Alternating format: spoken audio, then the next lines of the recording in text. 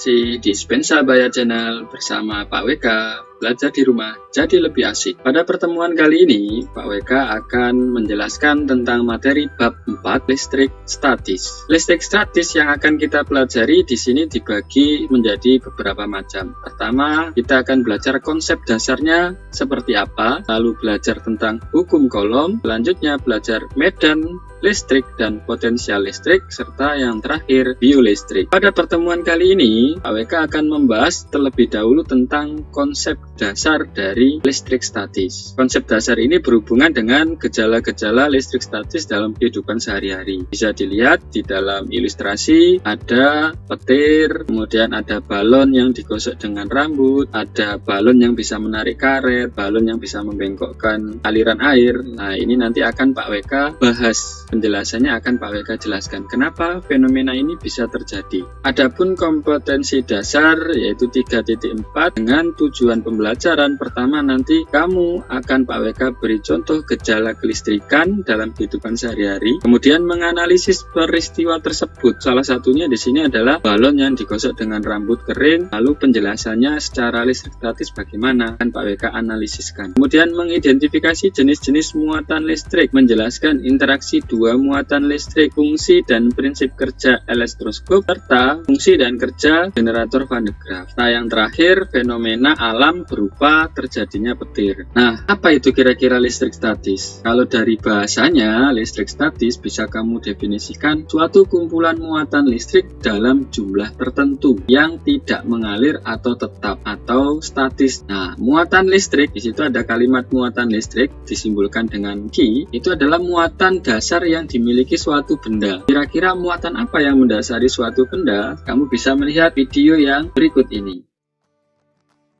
Benda kecil apakah yang dapat kamu lihat di dalam video ini? Mungkinkah klip, kancing, atau sereal dengan ukuran setengah sentimeter dengan 100 cm sama dengan 1 meter? Kita lihat yang lebih kecil lagi, ada garam dengan 0,3 mm, 1000 mm sama dengan 1 meter. Dan lebih kecil lagi ada bakteri 1-10 mikrometer. 1 juta mikrometer sama dengan 1 meter.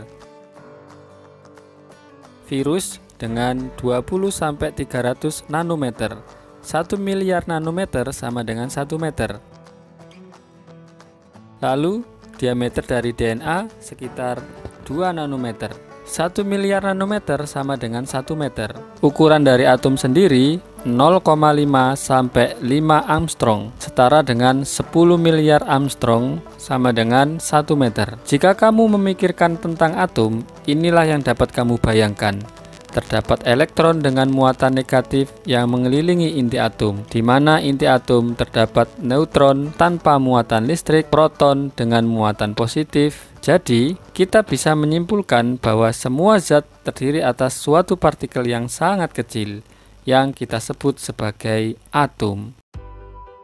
Nah, bagaimana? Sudah melihat kan videonya? Di sini Pak WK ada zat padat, yaitu emas ini contohnya. Ketika kita lihat zat padat, maka susunan partikelnya rapat dan partikel terkecilnya kita sebut sebagai atom. Di mana atom ini adalah inti atom yang dikelilingi oleh elektron. Inti atom sendiri terdiri atas dua subpartikel, yaitu proton dan neutron. Ya, jadi di setiap benda bersusun atas beberapa atom atau jutaan atom, kan sampai miliaran atom. Di sini Pak WK akan menyimpulkan penyusun dari atom. Pertama adalah inti atom dikelilingi oleh elektron. Inti atom terdiri dari proton dan neutron, di mana proton itu bermuatan positif dan neutron tidak bermuatan, elektron bermuatan negatif. Atom antara benda satu dan lainnya itu berbeda. Contohnya di sini adalah atom litium. Bisa kamu lihat atom litium di sini ilustrasinya menunjukkan ada 3 elektron dan 3 proton serta 3 neutron. Nah, untuk lebih sederhana bisa digambarkan seperti ini. Jadi ini terlihat jelas ada 3 proton, 3 elektron ya, dan 3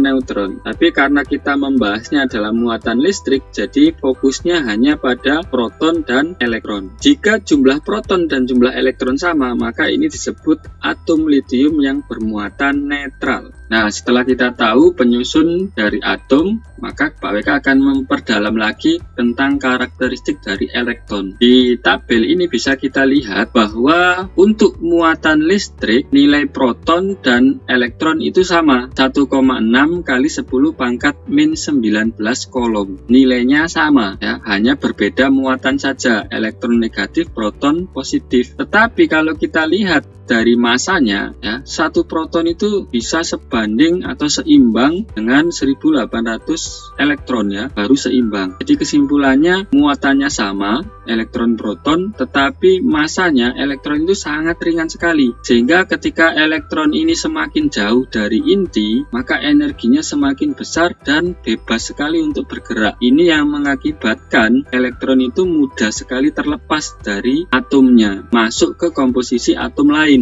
Inilah yang mengakibatkan ketidakseimbangan dari muatan listrik. Contoh di sini ada yang netral tadi ya, litium, jumlahnya sama-sama 3 proton, 3 elektron. Kemudian Pak WK kasih contoh, ini ada oksigen. Di sini bisa kamu lihat protonnya ada 6, elektronnya juga ada 6. Ini namanya netral. Ya, jumlahnya seimbang. Selanjutnya bagaimana jika atom litiumnya melepas 1 elektron dan 1 elektron yang terlepas itu diterima oleh oksigen? Maka komposisinya seperti ini, di mana litium ini protonnya 3, elektronnya menjadi 2 karena lepas 1. Selanjutnya yang oksigen, di sini protonnya tetap 6, kemudian elektronnya nambah 1, sehingga awalnya 6 elektron jadi 7 elektron. Nah, ini mengakibatkan ketidakseimbangan jumlah muatan, sehingga atom litium ini tidak netral lagi karena yang lebih banyak di sini adalah protonnya, sehingga kesimpulannya litium ini bermuatan positif. Atom yang bermuatan ini biasa juga disebut dengan ion. Kalau litium ini ionnya positif karena kelebihan proton. Sementara oksigen ini disebut ion negatif ya, karena atomnya kelebihan muatan negatif, kelebihan elektron. Karena kelebihannya hanya 1, maka ditulis O besar minus 1. Ya, jelas ya perbedaan netral dan bermuatan listrik. Untuk lebih jelas tak kasih kesimpulan lagi. Jadi listrik statis kalau ditinjau dari teori atom, kamu bisa mendapat kesimpulan seperti ini tadi ya. Jadi ini bentuk dari atom, ada inti dikelilingi oleh elektron, di mana inti itu terdiri dari proton dan neutron. Proton positif, neutron tidak bermuatan, elektron negatif. Massa elektronnya sangat ringan sehingga elektron yang paling luar, jadi paling luar itu akan mudah lepas masuk ke komposisi atom lainnya. Dikatakan muatannya netral kalau proton dan elektronnya jumlahnya sama. Dikatakan bermuatan listrik positif kalau dia melepas atau kehilangan elektron, sehingga jumlah protonnya lebih banyak daripada elektron. Kemudian dikatakan negatif kalau dia menerima, awalnya netral, menerima elektron, maka kelebihan elektron, sehingga jumlah elektron lebih banyak, kesimpulannya muatan listriknya negatif. Proton itu tidak bisa terlepas dari sebuah atom ke atom lainnya. Kenapa? Karena proton itu ada di